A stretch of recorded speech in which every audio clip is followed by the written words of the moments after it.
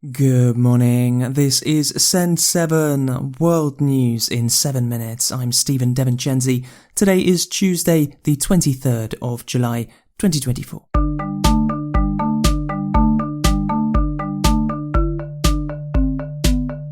Starting in the Americas today, in the United States, the Democratic Party raised over $50 million in the 24 hours after President Joe Biden said that he would not continue as the Democrat candidate for this year's election, making that the biggest single day for Democratic fundraising in 2024. Many important Democrat politicians have said that they support Vice President Kamala Harris to run for president, such as Bill and Hillary Clinton, Speaker Nancy Pelosi, California Governor Gavin Newsom, and some other governors, and many members of Congress. No other Democrat has said that they want to run for president since Sunday. Yesterday, Harris made her first public appearance since Biden dropped out of the presidential race, speaking at a student-athletes event at the White House. Harris said that Biden's record as president was unmatched in history. Our president, Joe Biden, wanted to be here today. He is feeling much better and recovering fast, and he looks forward to getting back on the road. And I wanted to say a few words about our president. Joe Biden's legacy of accomplishment over the past 3 years is unmatched in modern history. In one term, he has already, yes, you may clap.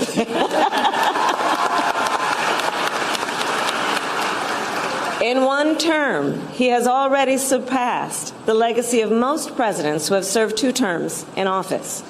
And I first came to know President Biden through his son, Beau. We worked together as attorneys general in our states, and back then, Beau would often tell me stories about his dad.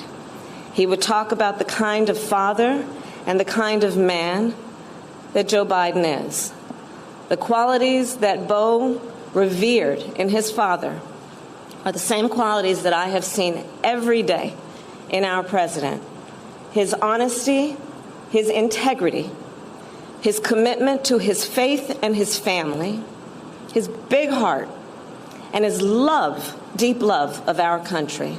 And I am firsthand witness that every day our President Joe Biden fights for the American people, and we are deeply, deeply grateful for his service to our nation. Panama's government has said that it is expecting to start deportation flights for migrants who are found crossing the Darien Gap. The Darien Gap is an area of dense, wet rainforest and mountains that connects Panama to Colombia and is considered an extremely dangerous place for people to try to cross because there are no roads or paths. Many dangerous insects and animals and criminal gangs operate around the uncontrolled border between Colombia and Panama. Despite this, over 500,000 migrants crossed the Darien Gap last year, far more than in any other year. Most of the migrants are hoping to reach the United States. The US is paying Panama for the deportation flights. Africa.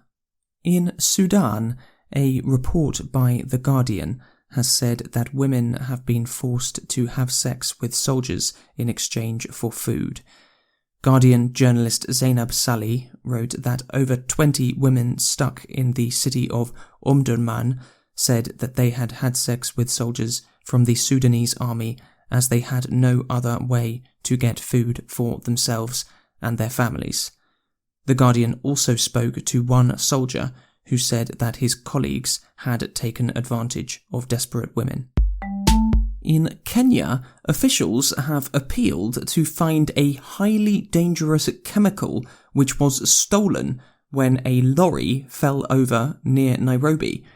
Health officials said that sodium cyanide is extremely dangerous and even a tiny amount can kill if it is ingested or inhaled. However, containers of the chemical were looted after a lorry carrying it overturned. In Ethiopia, at least 50 people have been killed in 2 landslides caused by heavy rain in Gofa district. Asia. Israel's army has told people in some parts of the Gazan city of Khan Younis to evacuate, including in the Muwasi area, which has previously been designated a humanitarian zone.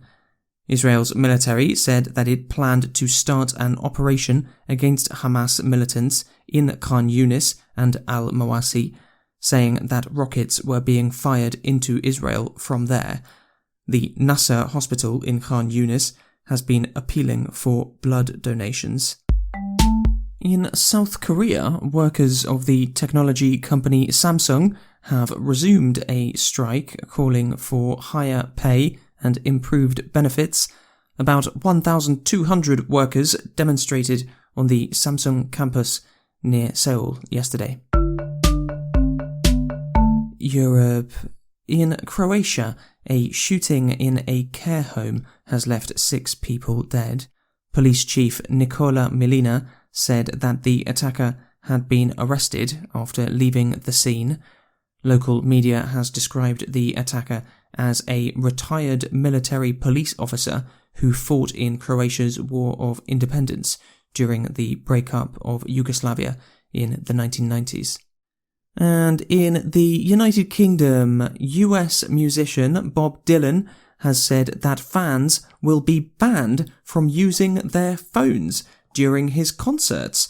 When fans arrive at the gigs in London, Edinburgh, and other cities, they will be given a plastic bag and told to put their phone inside until they leave. Many fans support the idea. However, Blur and Gorillaz lead singer Damon Albarn said that he didn't like the idea of banning anything. A big thank you to Rafał in Poland for becoming our newest supporter. If you enjoy this podcast and you'd like to have access to the transcripts of every episode, our weekly worksheets, and our weekly world news quiz, you can become a supporter at send7.org. Have a great day. See you tomorrow.